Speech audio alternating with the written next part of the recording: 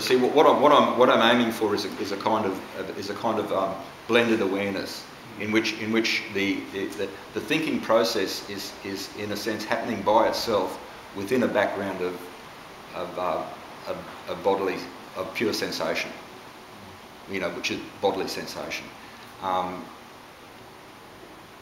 In the initial stages, the mind tends to be either with the body, the attention tends to be with the body, or with the thinking process. Now, in that initial stage,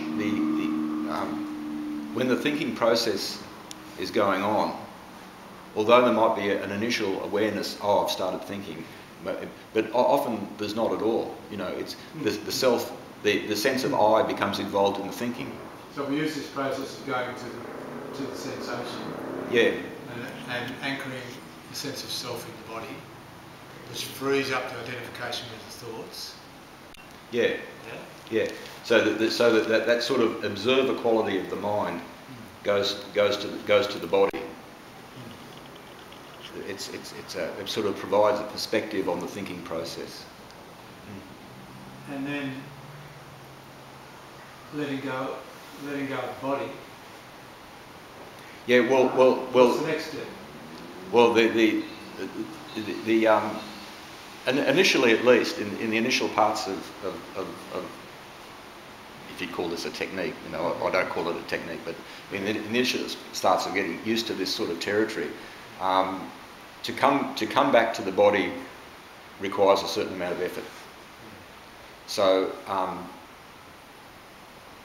I say, come back to the body, touch the breath, and establish full contact with the breath, and that takes a certain amount of effort, but then sort of relax around that and just let the natural process of your experience unfold. And what will normally happen is the thinking will start up again. It just starts. But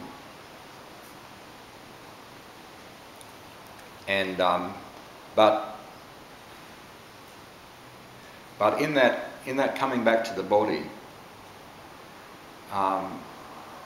you learn something. You learn something about the thinking process. The words I often use is you start to see how the self is moving in it. I mean, little by little. How the self is moving in the thinking process. Right. Moving in it. Yeah, the degree to which it's involved in building up and maintaining a self.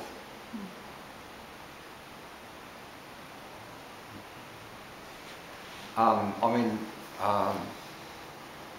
mean, to give a really sort of simple sort of example, I say to students, what's unresolved in your life is going to come up in your practice.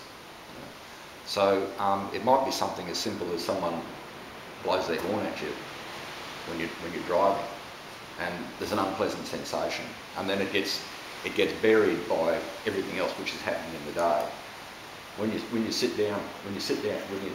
next you go to sit, that's likely to come up, and then if you watch the process,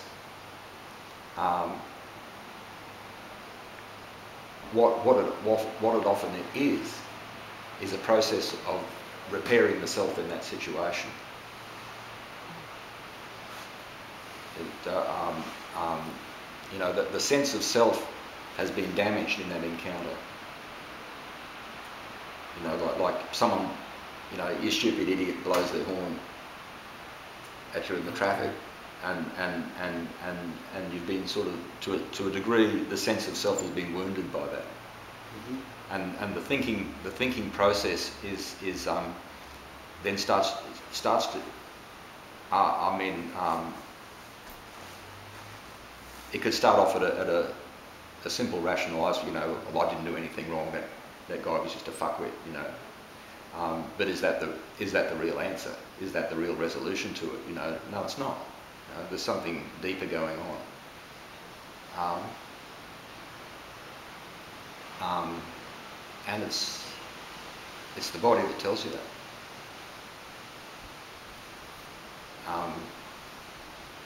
And so in the end it reveals itself as a certain amount of energy being expended in maintaining the view of self.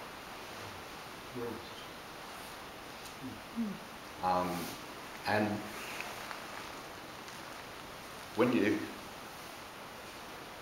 see that clearly, it's possible to let it go.